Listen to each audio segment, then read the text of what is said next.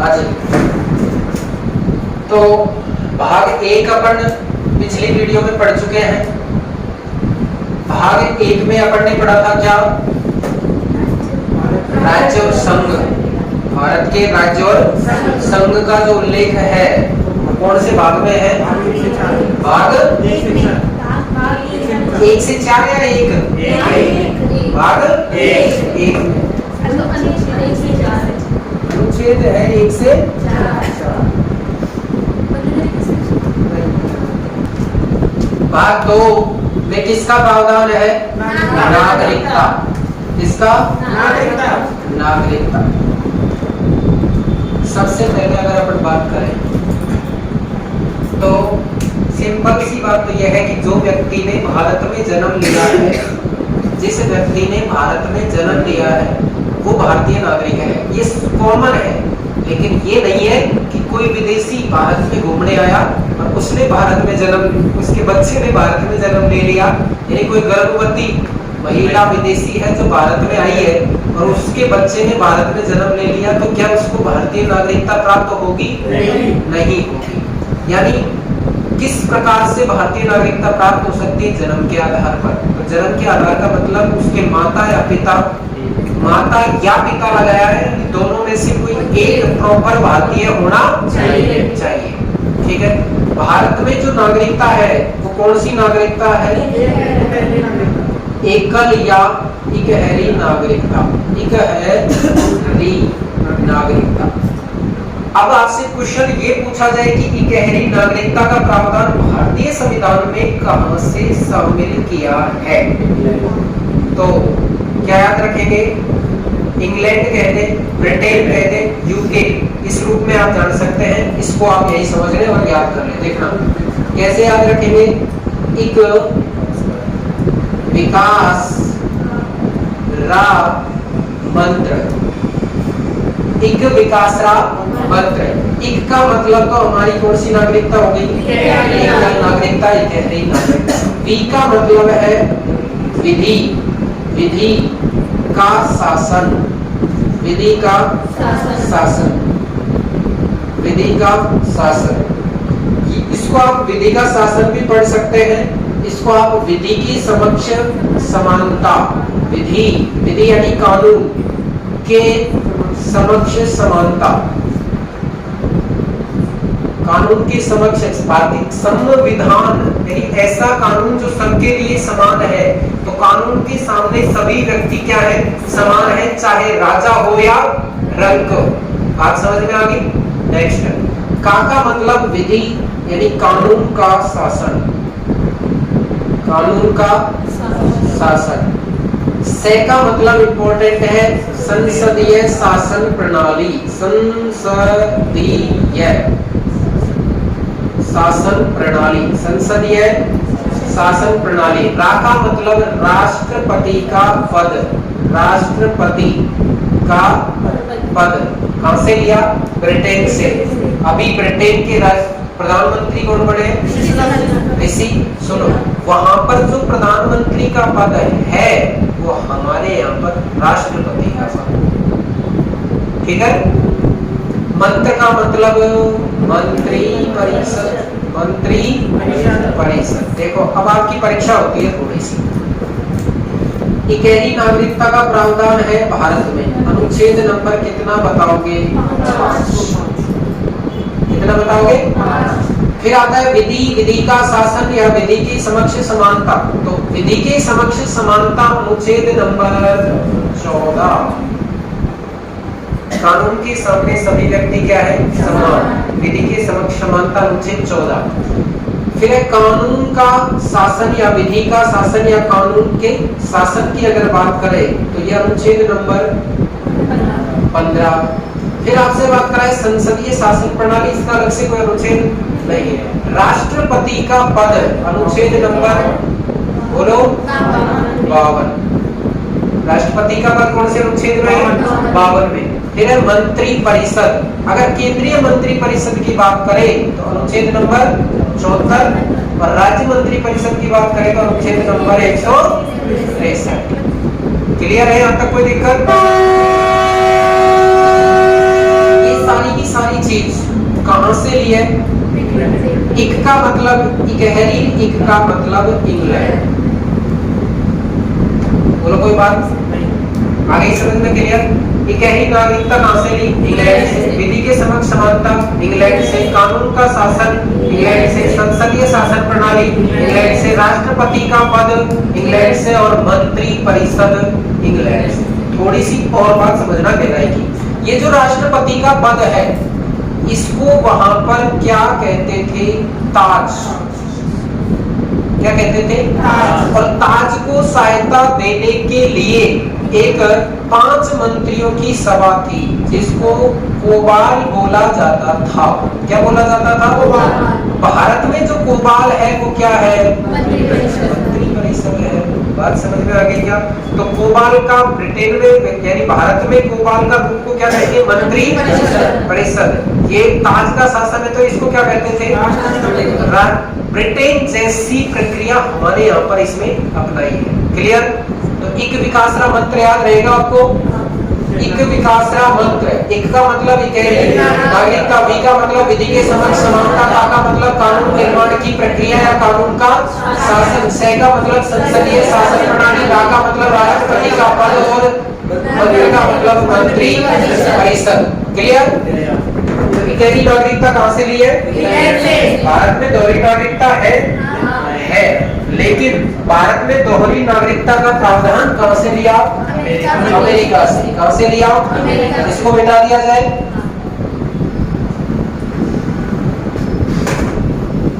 Next देखेंगे एक बार, जब आप बनाए ना नोट्स लिखे इसमें से तो आप वीडियो को रोक के फिर बना सकते हैं। हाँ जी, नागरिकता अनुच्छेद नंबर कितने से कितने तक? 5 से 11।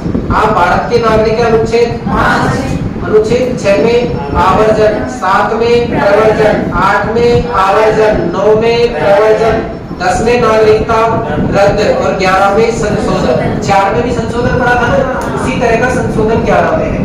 दोबारा देखना, हम भारत के नागरिक हैं, इसका प्रमाण क्या है हमारे पास?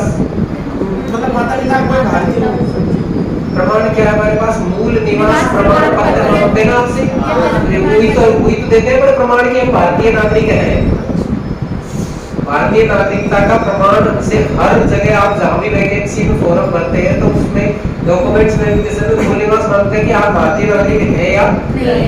क्लियर? जन्म के आधार पर अपन को सामान्य रूप से मिलेंगे। 6 में ये है पाकिस्तान से इंडिया, 7 में इंडिया से पाकिस्तान। जब हमारा देश आजाद हुआ था तो उस समय बहुत सारी पॉपुलेशन भारत से पाकिस्तान में गई, बहुत सारी पॉपुलेशन पाकिस्तान से भारत में आई। तो पाकिस्तान से इंडिया में आने के लिए जो अनुच्छेद खुला था वो अनुच्छेद नंबर 6 और इंडिया से पाकिस्तान में जाने वालों के लिए अनुच्छेद 7। ये अनुच्छेद भारतीय संविधान लागू होने के कितने वर्ष के लिए थे?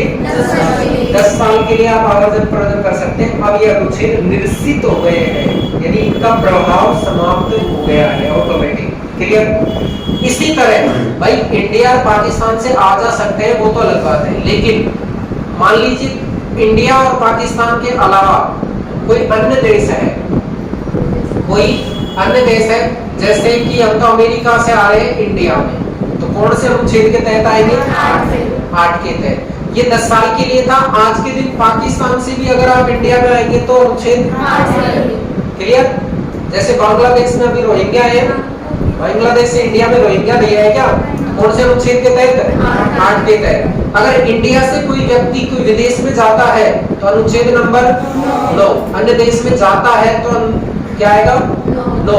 अगर ध्यान देना, आप विदेश में जाकर रहने लग गए, लगातार 7 साल से अधिक समय आपको हो गया है विदेश में रहते हुए, तो आपकी भारतीय नागरिकता समाप्त कर दी जाएगी, स्वतः समाप्त हो जाएगी। बात समझ में आ गई क्या?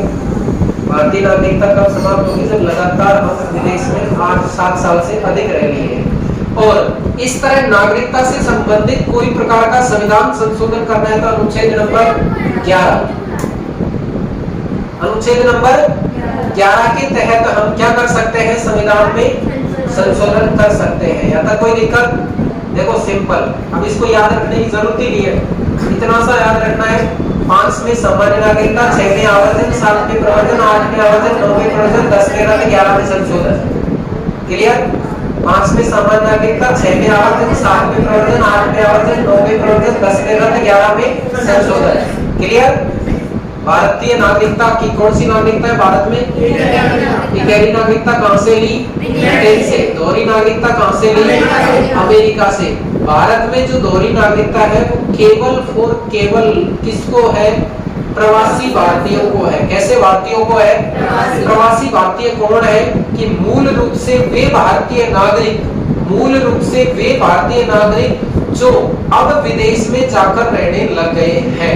अब विदेश में जाकर रहने लगे, लेकिन अभी उनको 7 साल से अधिक नहीं हुआ है। 7 साल से अधिक नहीं हुआ है। 7 साल से अधिक नहीं हुआ है तो ऐसे को क्या कहेंगे फिर? प्रवासी। क्या कहेंगे? जैसे कि आपने महात्मा गांधी का नाम सुना है। महात्मा गांधी भारत से बाहर गए थे। उस समय हालांकि हम ब्रिटेन के अधीन थे, लेकिन महात्मा गांधी वापस आए थे 9 जनवरी 1915 को। भारत में आने की खुशी में प्रतिवर्ष 9 जनवरी को प्रवासी भारतीय दिवस मनाया जाता है। 9 जनवरी को क्या मनाते हैं? प्रवासी भारतीय दिवस। ये यूनिकता बन गई अपने आप में। क्योंकि एक छोटा आदमी कोई ऐसा काम करे तो वो तो अपराध हो जाता है, लेकिन कोई बड़ा आदमी करे तो फिर उसको उसके रूप में डे बनाने लग जाते हैं। तो 9 जनवरी को कौन सा दिवस? सिंपल सा मैं आपको बता दूं। प्रवासी भारतीय दिवस क्यों मनाया जाता है? जैसे अपने गांव का कोई आदमी है, अपने गांव का, अपने आसपास से कोई भी आदमी है, वो गांव से निकल गया तो दिल्ली मुंबई जहां भी जाकर रहने लग गया, वो अपना काम करने लग गया, बिजनेस बढ़िया जम गया, उसका अच्छे पैसे हैं उसके। अब गांव में कोई बड़ा प्रोग्राम होता है, कोई मंदिर निर्माण का हो, कोई भागवत कथा का सामूहिक प्रोग्राम हो, तो उनको कॉल करते हैं। करते हैं क्यों करते हैं? कि वो हमारे यहाँ पर आए और पैसा लगाए। सेम कंडीशन इंडिया की है। इंडिया ये दिवस इसीलिए मनाता है कि वो भारतीय नागरिक, वो उद्योगपति जो भारत को छोड़कर किसी दूसरे देश में चले गए हैं, दूसरे देश में बस गए हैं, तो वो वापस आए, हम उनके लिए कारपेट बिछाकर तैयार हैं कि वो आकर वापस हमको पैसा लगाए। लेकिन हम भी तो महान हैं, हम जानते हैं कि हमारे भाई बंद है, कितने अच्छे हैं, इसलिए हम निकले हैं। बात समझ में आ गई? क्यों निकलते हैं? गांव से दुखी होकर निकलते हैं, कोई धंधे के लिए निकलता है। क्लियर? प्रवासी भारतीय दिवस कब मनाएंगे आप? 9 जनवरी को मनाएंगे। क्लियर? भाग 3 हम पढ़ रहे हैं। भाग 1 और भाग 2 अपन ने पिछले वीडियो में पढ़ लिया है। क्लियर? भाग 3 में क्या है ये आप भी जानते हैं, लेकिन इसको किस रूप में पढ़ना है याद लो। भाग 3 में क्या है? मूल अधिकार।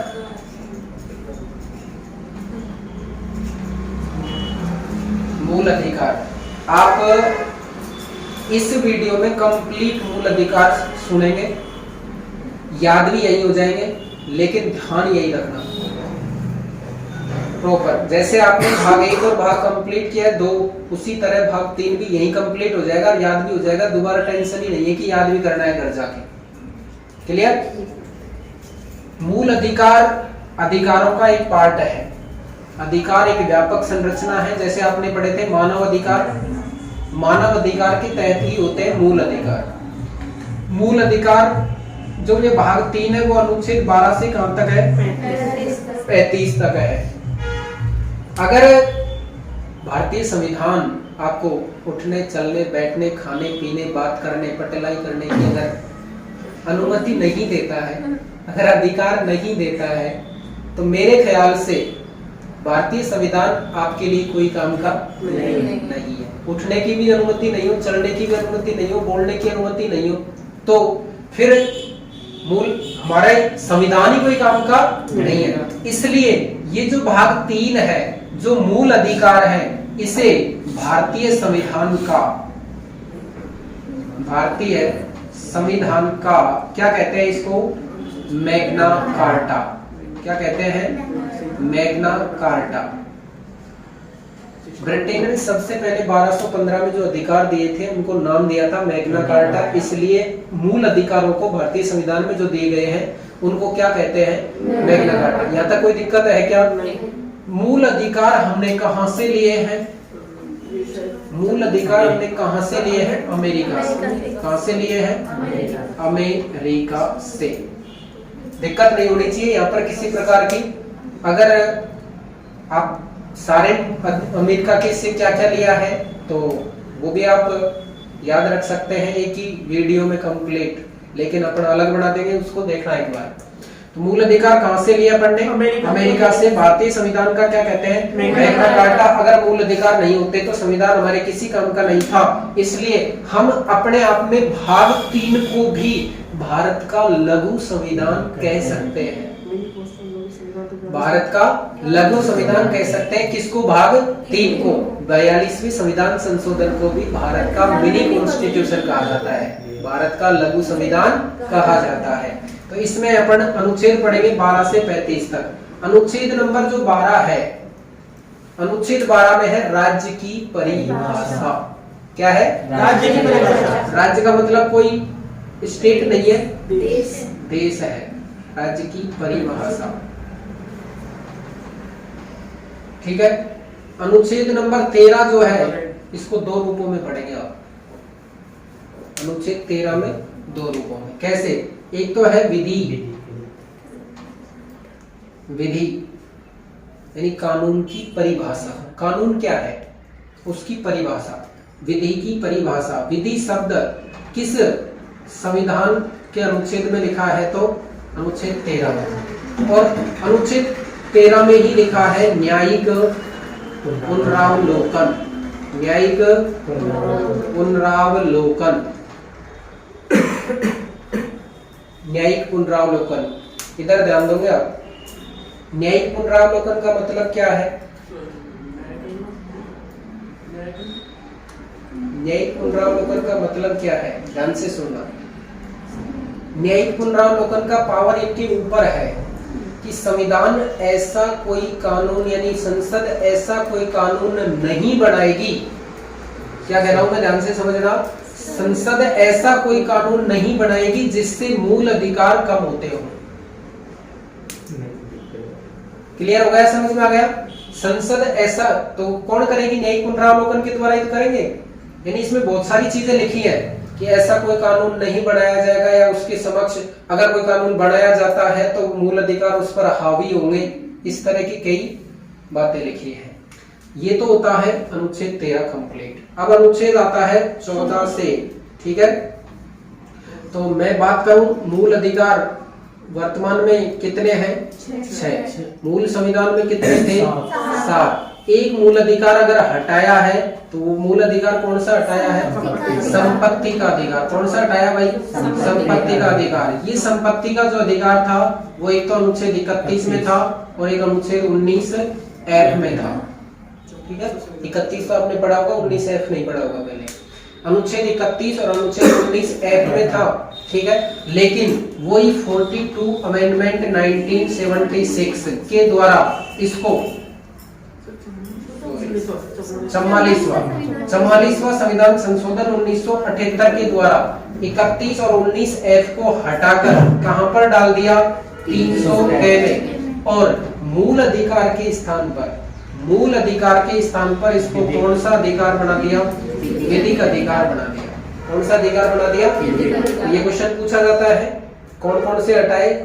3, एक तो 31 और एक 19 है। किस संविधान संशोधन से? 44वें संविधान संशोधन से। किसमें डाला है? 300K में। कौन सा अधिकार बनाया? विधिक अधिकार। कौन सा अधिकार था? संपत्ति का अधिकार। तो वर्तमान में आपको संपत्ति का अधिकार है या नहीं है? संपत्ति का अधिकार तो है लेकिन मूल अधिकार नहीं है। संपत्ति का अधिकार तो है लेकिन मूल अधिकार नहीं है। तो ये नॉर्मल परिभाषा में। नेक्स्ट अनुच्छेद 12 से पढ़ेंगे अपन। 12, 13, 14, 15, 16, 17 और 18। कितने अनुच्छेद हो गए भाई? 12 13 तो हो गए, कितने हो गए? 5। सबसे पहले आप इन अनुच्छेदों में जो परिभाषित करेंगे वो है कौन सा अधिकार? समानता का अधिकार। कौन सा अधिकार? समानता का अधिकार। समानता का अधिकार।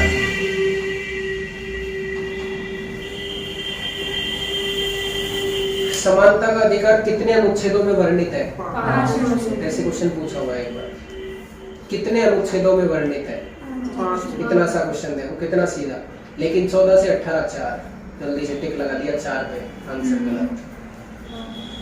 14 से 18 है ना, तो आपको बताया यही था कि अनुच्छेद समानता का अधिकार 14 से 18 तक है। 14 से 18 आपने आइडिया लगाया, 14 से 18 4 होते, 4 पे टिक लगा दिया, पहला ऑप्शन था जो गलत हो गया आपका। क्लियर? कितने अनुच्छेद है? 5 अनुच्छेद है। कैसे याद रखोगे वो देखो एक बार। विधि, बोलो विधि, जाति, सब एक समान, विधि जाति सब एक समान, छूत अछूत उपाधियों का अंत, छूत अछूत उपाधियों का अंत। बोलो विधि जाति सब एक समान, छूत अछूत उपाधियों का अंत। विधि जाति सब एक समान, छूत अछूत उपाधियों का अंत। विधि जाति सब एक समान, छूत अछूत उपाधियों का अंत। जितना बोलेंगे उतना याद हो जाएगा। विधि जाति सब एक समान, छूत अछूत उपाधियों का अंत। विधि जाति सब एक समान, छूत अछूत उपाधियों का अंत। अगर ये लाइन याद हो गई तो 5 अनुच्छेद आपके कंप्लीट हो जाते हैं। विधि मतलब वही कानून के समक्ष समानता भी बताया था आपको, कानून के समक्ष सभी व्यक्ति समान, अनुच्छेद 14। जाति का मतलब समझना, जाति धर्म लिंग वर्ण रंग के आधार पर समानता, अनुच्छेद 15 में। सब एक समान का मतलब है अवसरों में समानता, अवसरों में समानता, अनुच्छेद 16। छुआछूत का अंत, अनुच्छेद 17 और उपाधियों का अंत, अनुच्छेद 18। बोलो बात समझ में आ गई? विधि जाति सब एक समान, छूत अछूत उपाधियों का अंत। विधि यानी कानून, कानून के समक्ष सभी व्यक्ति समान है। जाति यानी जाति धर्म वर्ण वंश लिंग के आधार पर समानता। भारत में लिंग के आधार पर कोई समानता है? नहीं है। धर्म के आधार पर नहीं है। तो ये सारी चीजें अनुच्छेद कौन से में लिखी है? 15 में। ये अनुच्छेद 15 का अपवाद है 16, क्योंकि अनुच्छेद 15 में समानता के साथ में 2 चीज लिखी है, जैसे 13 में लिखी है ना, वैसे ही 2 चीज क्या लिखी है कि विधियों का समान संरक्षण, विधियों का समान संरक्षण। विधियों का समान संरक्षण का मतलब यह है कि हमको समानता लानी है ना। हाँ भाई समझो ध्यान से, हमको समानता लानी है, लेकिन जिस समय या आज की भी बात करें, क्या हमारे देश में सब समान है? नहीं है। तो जो लोग पिछड़े हुए हैं, जो लोग पिछड़े हुए हैं, उनको बराबर लाने के लिए, उनको बराबर लाने के लिए जो विधियां बनाई गई है उसका नाम है विधियों का समान संरक्षण। वो अधिकार के अनुच्छेद कौन से में? 15 में। ठीक है, तो इसके लिए भारतीय संविधान क्या देता है? आरक्षण। क्या देता है? आरक्षण की जो पिछड़े लोग हैं वो क्या किस में आ जाए? बराबर में आ जाए। तो इसलिए भारतीय संविधान में अनुच्छेद 16 में अवसरों की समानता के तहत आरक्षण दिया है। अनुच्छेद 17 कहता है, 17 में खतरा याद रखेंगे, 17 में खतरा, खतरा से छुआछूत याद रखेंगे, अस्पृश्यता जिसको बोलते हैं। तो छुआछूत अनुच्छेद 17 में, उपाधियों का अंत अनुच्छेद, जो उपाधियां आपने मेहनत से अर्जित की है या शिक्षा के क्षेत्र में अर्जित की है यानी या फिर सेना के क्षेत्र में अर्जित की है, ये दोनों उपाधियां समाप्त नहीं की जाएंगी, इनके अलावा उपाधियां समाप्त कर दी जाएंगी। यानी शिक्षा और सेना को छोड़कर उपाधियों का अंत। तो ये लाइन याद होनी चाहिए आपको, विधि जाति सब एक समान, छूत अछूत उपाधियों का अंत। विधि यानी कानून, कानून के समान सभी समान है सामने। जाति धर्म वर्ण वंश लिंग के आधार पर समानता, अवसरों में समानता, छुआछूत का अंत और उपाधियों का अंत। क्लियर? कोई दिक्कत नहीं है, किसी प्रकार की होनी नहीं चाहिए। विधि जाति सब एक समान, छूत अछूत उपाधियों का अंत, एक अधिकार कंप्लीट हो गया आपका। क्लियर? बिटा दूं? सर एक बात बताओ जी। आपने आर्टिकल 18 में है शिक्षा और सेवा को छोड़कर आप उपाधियों का अंत कर सकते हो जी। मतलब उपाधि में कोई पद से है या फिर कोई मतलब इनाम से है? इनाम से भी है, पद से भी है। कि आपने जैसे सचिन तेंदुलकर है, खेल के क्षेत्र में, ये अपने आगे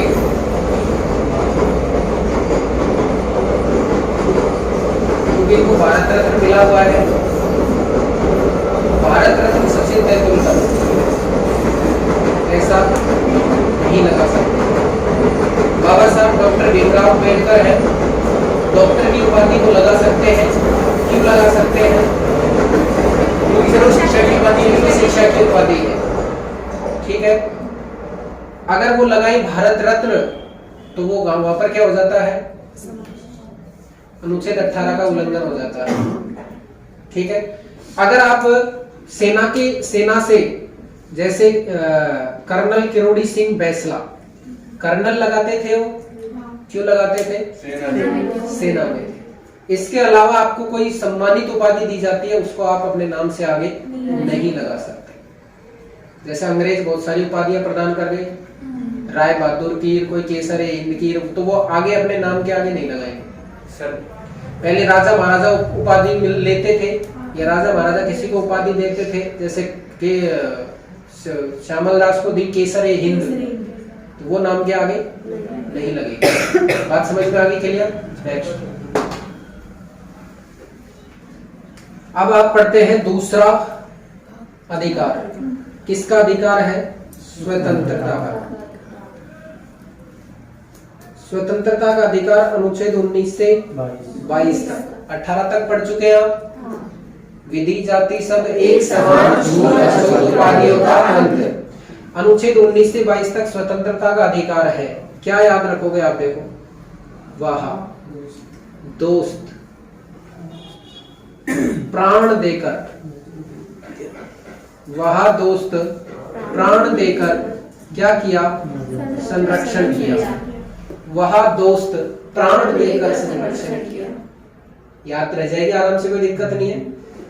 तो वह का मतलब क्या है? वह का मतलब अपनी आहा है, अपनी स्वतंत्रता है। अपन किस तरीके से किस तरह की स्वतंत्रता है? तो भारतीय संविधान हमें 6+3 प्रकार की स्वतंत्रता प्रदान करता है। कितने प्रकार की? 6+3 प्रकार की स्वतंत्रता प्रदान करता है। जैसे बोलना है या नहीं आपको?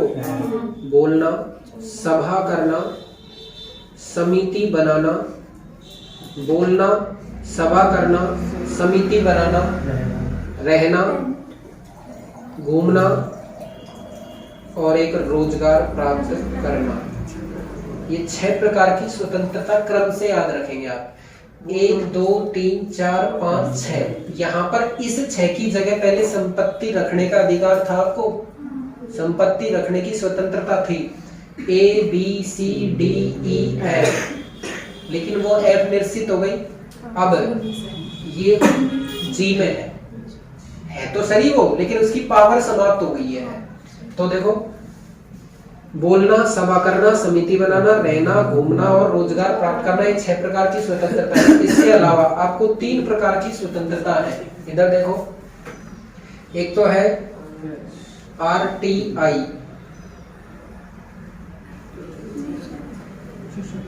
RTI शिक्षा का नहीं है, सूचना का है। राइट टू इंफॉर्मेशन पढ़ा होगा आपने, सूचना का अधिकार अधिनियम। देखो इस से सूचना का अधिकार,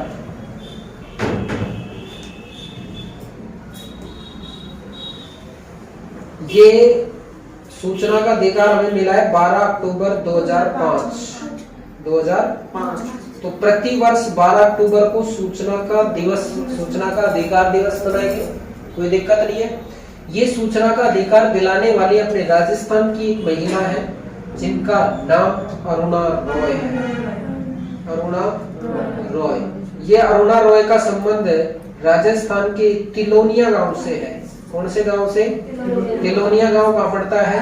अजमेर में पड़ता है। इंपॉर्टेंट बात यह है कि अरुणा रॉय राजस्थान की पहली महिला है जिन्हें रेमन मैग्सेस पुरस्कार मिला है। रेमन मैग्सेस पुरस्कार प्राप्त करने वाली प्रथम राजस्थानी महिला कौन है? अरुणा रॉय। ये जो रेमन मैग्सेस पुरस्कार है इसको एशिया का नोबेल पुरस्कार बोलते हैं। किसको? रेमन मैग्सेस पुरस्कार को क्या बोलते हैं? एशिया का नोबेल। एशिया का नोबेल प्राइज किसको बोलते हैं? रेमन मैग्सेस पुरस्कार को। बोलो याद रह जाएगा। तो अरुणा रॉय एक सामाजिक कार्यकर्ता है। उनके प्रयासों से ही भारत में 12 अक्टूबर 2005 को सूचना का अधिकार अधिनियम लागू हुआ। इसलिए 12 अक्टूबर को प्रति वर्ष सूचना का अधिकार दिवस के रूप में मनाते हैं। यहाँ तक कोई दिक्कत? एक आपको स्वतंत्रता दी है झंडा फहराने की। झंडा फहराने की स्वतंत्रता है। अब की बार तो आपको पता है झंडा संहिता जो है, ध्वज संहिता, उसमें संशोधन करके और हर घर तिरंगा अभियान चलाया था मोदी सरकार ने। आजादी के 75वें वर्ष को एक अमृत महोत्सव के रूप में मनाया। तो ये भी आपसे पूछा जा सकता है और बहुत अच्छा प्रश्न बढ़ सकता है यहाँ से। ध्वज संहिता में संशोधन करके और कब से कब तक? 12 से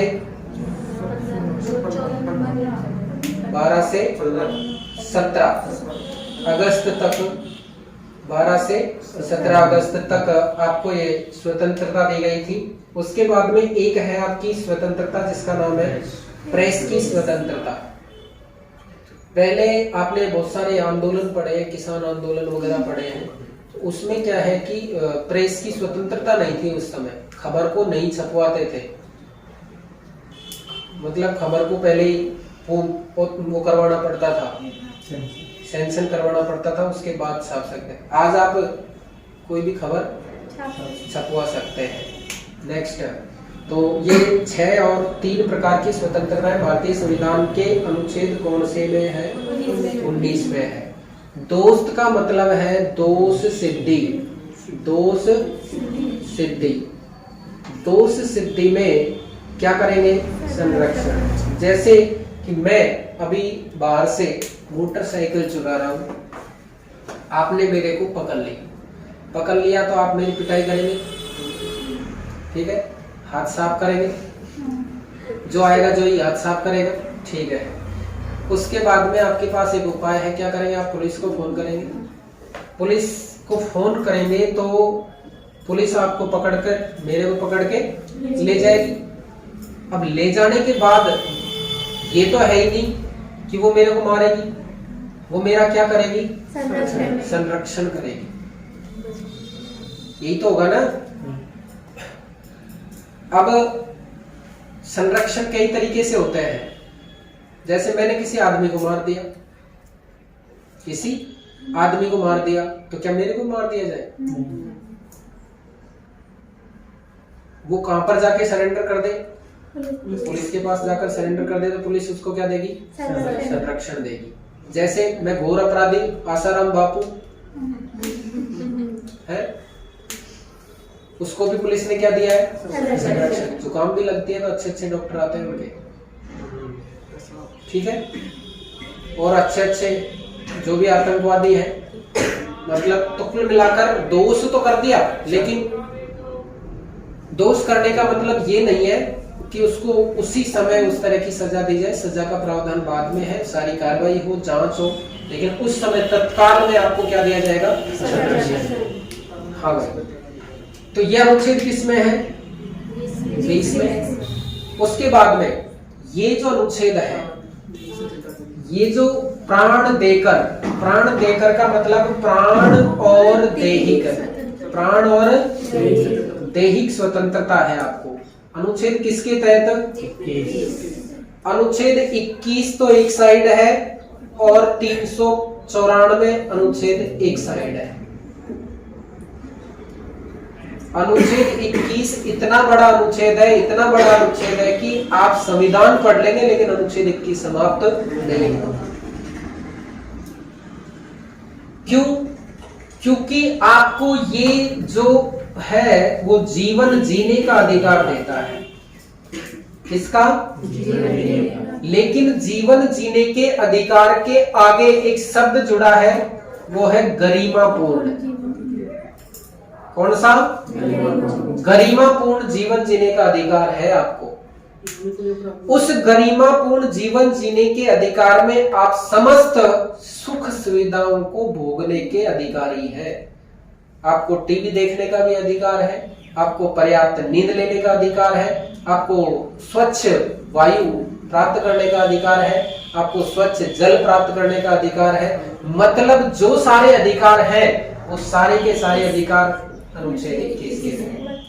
बढ़िया सब्जी नहीं बन रही है तो बढ़िया सब्जी खाने का अधिकार अनुच्छेद 21 के तहत है। बढ़िया रोटी खाने का अधिकार अनुच्छेद 21 के तहत है। अच्छे विद्यालय में पढ़ने का अधिकार अनुच्छेद 21 के तहत है।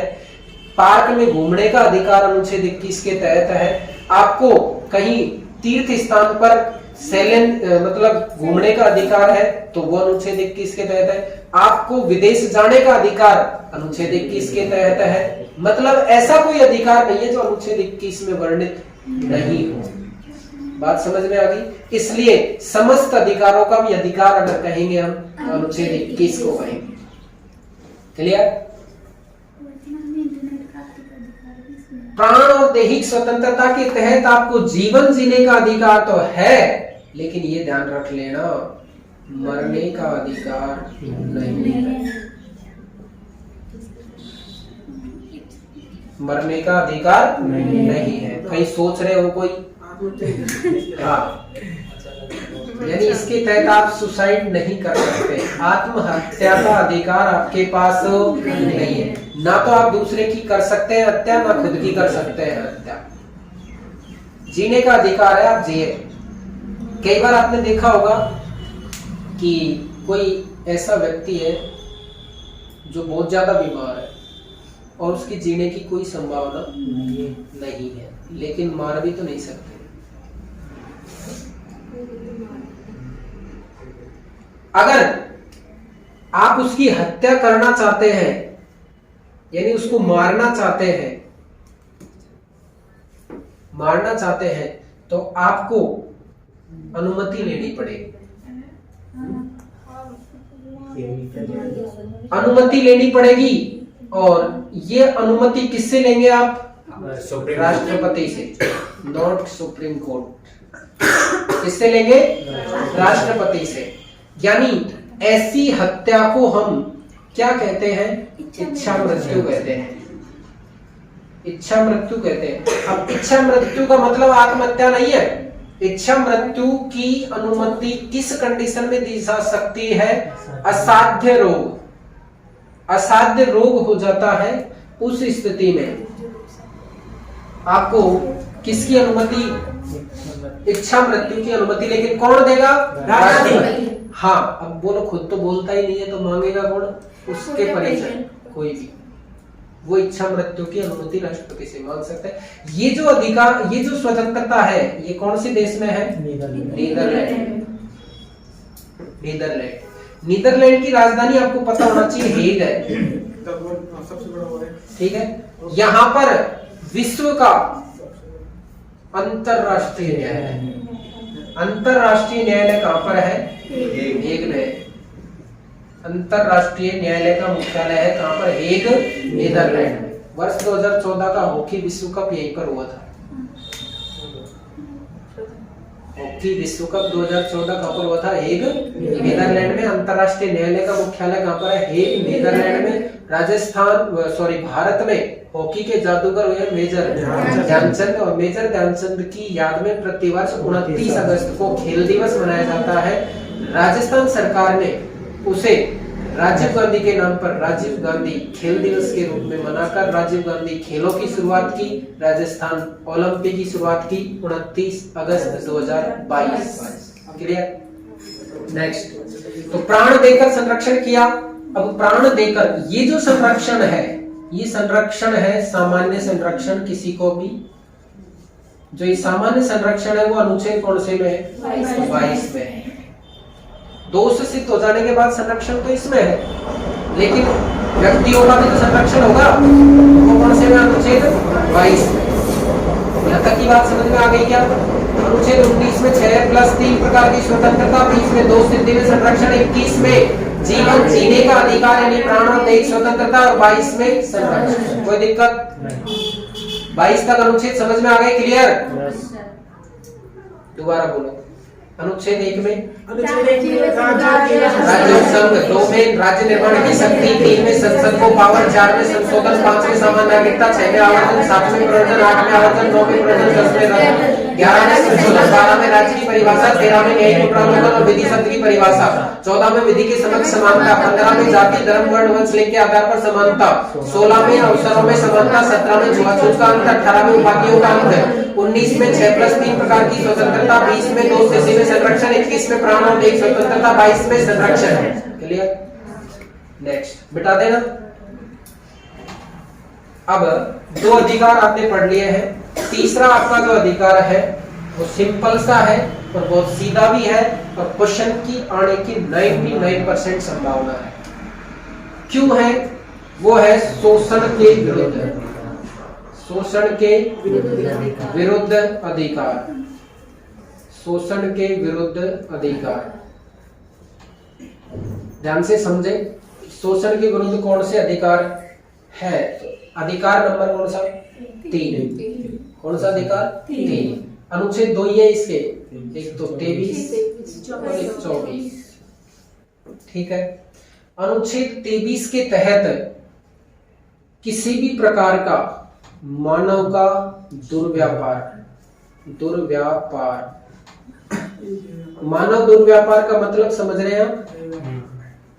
मानव का शोषण। मानव मतलब जिसमें स्त्री भी आते हैं, बच्चे भी आते हैं, पुरुष भी आते हैं, बूढ़े भी आते हैं, सब तरीके के। जैसे अपहरण जैसी घटनाएं हैं, अपहरण होते हैं, उसके साथ में उनको बच्चों को बेच देते हैं, महिलाओं को बेच देते हैं। वो किस अनुच्छेद के तहत निषिद्ध है? 23 के तहत। इसमें देखो, यानी महिलाओं का, बच्चों का, इसमें देह शोषण क्या आता है? देह शोषण। ये नई चीजें हैं। देह शोषण मतलब जैसे महिलाओं से वेश्यापना ये करवाते हैं ना, तो वो भी किसमें आएगा? दुर्व्यापारी। तो एक तरीके से उठाया, अब उनको शुरू में तो वही बच्ची को उठाया तो पालन पोषण करवाते हैं, काम करवाते हैं, फिर बाद में उसी को वहां पर वैश्या के रूप में, वो मानव का क्या हो गया? दुर्व्यापार। देह शोषण ही तो है। उसके बाद में अनुच्छेद 24। अनुच्छेद 24 थोड़ा शिथिल है। इसमें बाल श्रम पर रोक है। किस पर? बाल श्रम पर रोक है। पहले तो ये परिभाषा थी कि 14 वर्ष से कम आयु का बालक, 14 वर्ष से कम आयु के बालक से आप किसी प्रकार का कोई काम नहीं करवाएंगे। ठीक है। अब इसमें एक प्रावधान कर दिया कुछ दिनों पहले सुप्रीम कोर्ट ने 2016 में। 2016 में प्रावधान क्या किया है कि बालक काम तो करेगा, अगर काम नहीं करेगा तो वो सीखेगा नहीं, निठल्ला हो जाएगा। तो काम तो करेगा, लेकिन काम करने के लिए शर्त लगा दी नंबर 1 और नंबर 2। नंबर 1 तो वो 14 वर्ष से कम आयु का बालक है, 14 वर्ष से कम आयु का बालक है तो उसे एक अधिकार प्राप्त है शिक्षा का, माता पिता का कर्तव्य है शिक्षा दिलाने का। तो इसमें एक जोड़ा स्कूल समय के अलावा, स्कूल समय के अलावा काम करवा सकते हैं। दूसरी बात, यहां पर जो काम करवाएंगे तो वो खुद के होना चाहिए, घरेलू व्यवसाय। घरेलू व्यवसाय में कोई दुकान हो चाहे जैसी भी हो, मतलब इसमें जो निषेध है ना, निषेध, वो निषेध किसमें है? खदान, कारखाने, कोई भी जोखिम भरा कार्य हो, जोखिम भरा कार्य जिससे कि उसका शोषण हो रहा हो। काम करना शोषण नहीं है, रोक काम करने पर नहीं है, रोक है उसके शोषण पर, कि अगर अभी वो काम कर रहा है, स्कूल नहीं जा रहा है, तो वो स्कूल कब जाएगा, उसका वहां पर शोषण हो रहा है। काम करने पर शोषण नहीं है। शोषण किस बात का है? अगर जब मैं छोटा था तो मैं बचपन से ही मतलब अच्छा काम खूब किया है बचपन के, तो घर वाले मेरे से काम करवाते और दोनों बहन भाई काम नहीं करते थे। मेरे से काम करवाते थे तो मैं पढ़ता भी तो था, पढ़ने में भी ठीक था। मैंने ये चीज पढ़ ली थी 6ठी क्लास में, ये चीज पढ़ ली थी 6ठी क्लास में।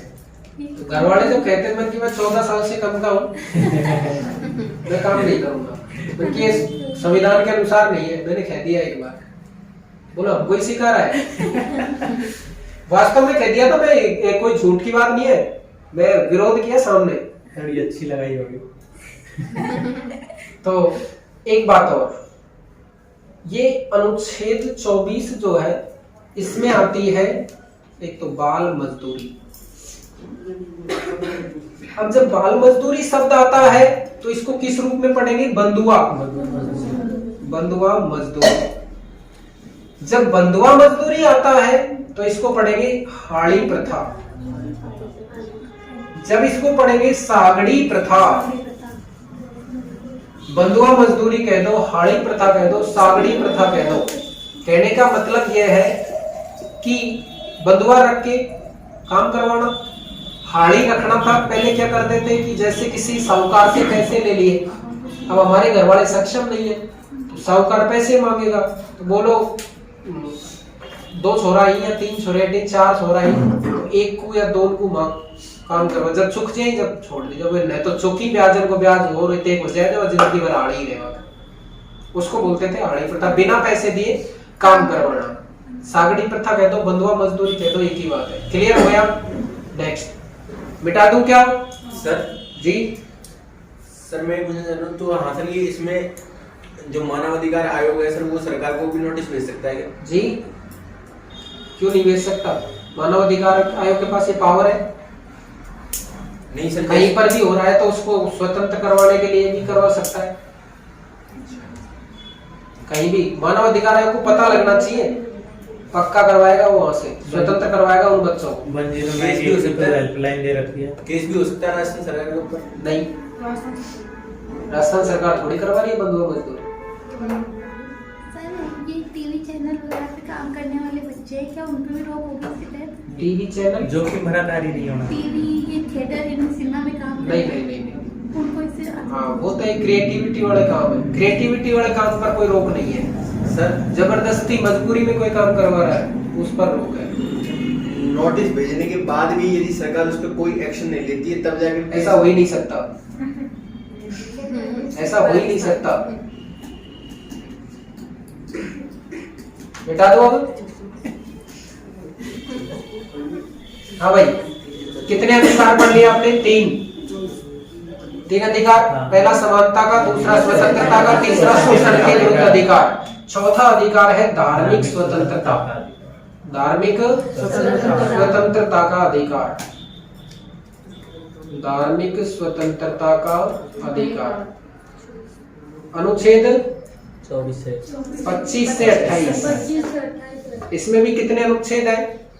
25, 26, 27, 28। कितने हैं? 4 अनुच्छेद है। ठीक है, देखो एक बार, धार्मिक स्वतंत्रता का अधिकार सहज रूप से समझोगे ना आराम से तो समझ में आ जाएगा। अनुच्छेद 25, 26, 27, 28। आप जिस भी धर्म से है, हिंदू हो, मुसलमान, सिख, पारसी, जो भी है, कोई भी आपका धर्म है, उस धर्म को मानने का जो अधिकार है, धार्मिक स्वतंत्रता जिसको डायरेक्ट भी कह सकते हैं, यानी आप जिस धर्म को मानते हैं उस धर्म का आप प्रचार करें, प्रसार करें, उसको ज्यादा से ज्यादा फैलाएं। जैसे हिंदू धर्म वाले हिंदू को फैलाएंगे, मुसलमान वाले मुसलमान धर्म को फैलाते हैं, अपनी बढ़ाई करते हैं, अपने धर्म को आगे बढ़ाते हैं। अपना धर्म में किसी प्रकार का कोई आगे बढ़ाने के लिए कोई भी जो भी क्रिएटिविटी करे वो करने का सारा अधिकार, प्रचार प्रसार का अधिकार अनुच्छेद किसमें? 25 में। क्लियर। अब इस प्रचार प्रसार करेंगे आप, तो इसके लिए आपको कोई न कोई संगठन बनाना पड़ेगा, कोई मंदिर, कोई मस्जिद, कोई भी ट्रस्ट, कोई संस्था, कोई जो भी बना रहे हो आप, वो बनाने का अधिकार अनुच्छेद किसमें है? 26 में। अरे धार्मिक स्वतंत्रता के तहत अपन धर्म का प्रचार ही तो करेंगे, तो धर्म का प्रचार करने के लिए हम किसका माध्यम अपनाएंगे? तो वो माध्यम अनुच्छेद किसमें है? 26 में। मंदिर, मस्जिद, ट्रस्ट, संस्था जो भी।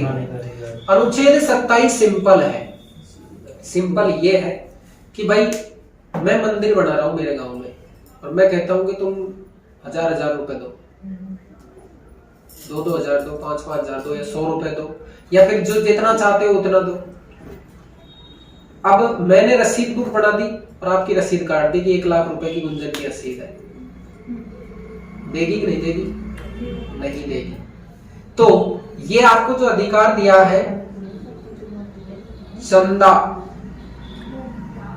वसूलने पर रोक, चंदा वसूलने पर रोक नहीं कह सकते अपन उसको, लेकिन मतलब जबरदस्ती नहीं की जा सकती। इच्छा से चाहे तो अपन दे, इच्छा से चाहे तो अपन 10 लाख भी दे दे, 10 करोड़ भी दे दे, अपन पास है तो, लेकिन कोई मजबूर नहीं कर सकता अपन को। ये बात समझ में आ गई क्या?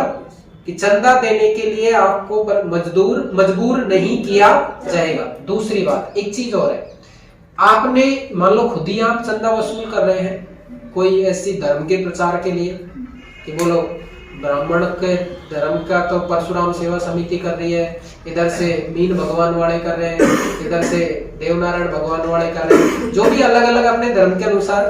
लेकिन आपने अगर धर्म के नाम पर किसी प्रकार का पैसा वसूला है, तो आपके पास मान लो 2 करोड़ रुपए हो गए। कितने करोड़? 2 करोड़। टैक्स लगना चाहिए कि नहीं? टैक्स लगना चाहिए कि नहीं? धर्म के नाम पर जो पैसा वसूला है उस पर टैक्स नहीं लगेगा, ये टैक्स फ्री है। ये बात समझ में आ गई? अनुच्छेद 27 के तहत। अनुच्छेद 28 कहता है, क्या कहता है कि जो हमारा राज्य है ना, राज्य मतलब नॉट स्टेट, देश, राज्य किसी विशेष धर्म की उन्नति नहीं करेगा। राज्य किसी विशेष धर्म की उन्नति नहीं करेगा। इसका मतलब क्या है कि अगर राज्य को विकास करना है तो सभी धर्मों का करेगा, किसी एक धर्म को लेकर नहीं कि हिंदू, भारत जैसे हिंदू राष्ट्र है तो हिंदू धर्म को बढ़ावा दे रहे, मुसलमान धर्म की तरफ ध्यान ही नहीं दे रहे, या फिर हमारा देश मुस्लिम कंट्री है, या फिर हम मुस्लिम सरकार है, मुस्लिम पार्टी की सरकार है, तो हम केवल उसी को बढ़ावा दे रहे हैं। ऐसा नहीं है। राज्य का मतलब, राज्य कई चीजों से मिलकर बढ़ता है। राज्य का मतलब हम सरकार के रूप में ले, भारत सरकार किसी विशेष धर्म की उन्नति नहीं करेगी, सभी धर्मों की समान रूप से उन्नति करेगी। ये बात समझ में आ गई? 25 में क्या है? धार्मिक स्वतंत्रता, जिसके तहत हम धर्म का प्रचार कर सकते हैं, प्रसार कर सकते हैं, उसको बढ़ा सकते हैं। 26 में उसके अनुसार हम मंदिर, मस्जिद, ट्रस्ट, कोई संस्था, कोई यूनियन बढ़ा सकते हैं। 27 में टैक्स नहीं लगेगा और चंदा देने के लिए बाध्य नहीं किया जा सकता। 28 में राज्य किसी विशेष धर्म की उन्नति नहीं करेगा, राज्य किसी विशेष धर्म की उन्नति नहीं करेगा। अब आता है अनुच्छेद नंबर, ये अधिकार हो गया कंप्लीट। अब अगला अधिकार, 5वां अधिकार है, और वो है शिक्षा और संस्कृति। शिक्षा और भाई सीधी सी बात ये याद रखना कि अनुच्छेद 28 का अपवाद है। अनुच्छेद 28 का अपवाद है।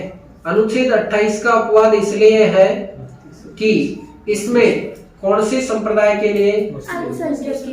मुस्लिम तो नहीं है, लेकिन अल्पसंख्यक के लिए।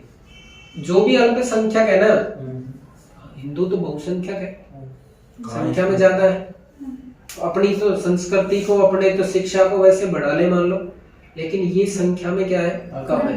तो इनकी शिक्षा और इनकी संस्कृति का संरक्षण करने का जो अधिकार है वो किस अनुच्छेद के तहत है? 29 और 30 के तहत ये अधिकार दिया, अधिकार नंबर 5। अपवाद है संस्कृति संरक्षण और शिक्षा को बढ़ावा देना, मदरसों की स्थापना इसके तहत होगी। सर ये पश्चिम बंगाल में है तो सर वहाँ पर हिंदू माइनॉरिटी में है, तो सर वहाँ पर हिंदुओं को ये हाँ दिया है जाए। ना, क्यों नहीं है? अलग से क्या? अनुच्छेद के तहत इसके तहत है। माइनॉरिटी कोई भी हो सबके लिए है। नेक्स्ट 5 अधिकार हो गए। छठा अधिकार हमारा जो था वो तो कर दिया समाप्त, क्योंकि अनुच्छेद 30 के बाद अनुच्छेद 31 आएगा, लेकिन 31 में क्या था? संपत्ति का अधिकार। ये संपत्ति का अधिकार तो कर दिया क्या? समाप्त। तो अब जो 7वां अधिकार था वही क्या बन गया? छठा अधिकार। तो ये अधिकार कौन सा था हमारा? संवैधानिक उपचारों का अधिकार। कौन सा? संवैधानिक उपचारों का अधिकार। संवैधानिक उपचारों का अधिकार। कुल मिलाकर सीधा सीधा बात करें तो अनुच्छेद 32। अनुच्छेद 32 भारतीय संविधान का इसको संरक्षक कहते हैं। अनुच्छेद 32 को भारतीय संविधान की आत्मा भी कहते हैं। डॉक्टर भीमराव अम्बेडकर ने कहा भारतीय संविधान की आत्मा प्रस्तावना को भी कहते हैं, लेकिन वो किसने कहा? वो होता है भार्गव। मुकुट बिहारी लाल भार्गव।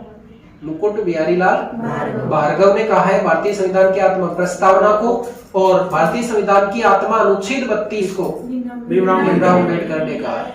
दोनों बात समझ में आ गई क्या?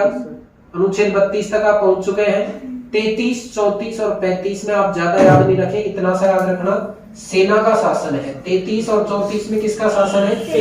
सेना का शासन है। और 35 में सरकार को कानून बनाने की शक्ति है। अधिकारों के लिए, अधिकारों के लिए कानून बनाने की शक्ति, संशोधन करने की शक्ति है, वो अनुच्छेद 35 में है। क्लियर? 35 तक हो गया। एक बार रोक दो इसको।